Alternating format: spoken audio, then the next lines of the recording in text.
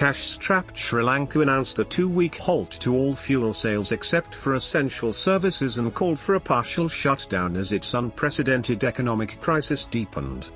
The South Asian nation is facing its worst economic meltdown since gaining independence from Britain in 1948, and has been unable to finance even the imports of essentials since late last year. As fuel reserves hit rock bottom with supplies barely enough for just one more day. Government spokesman said the sales ban was to save petrol and diesel for emergencies. He urged the private sector to let employees work from home as public transport ground to a halt.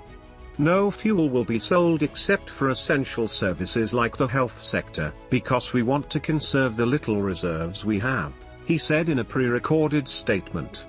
He apologized to consumers for the shortages. We regret the inconvenience caused to the people.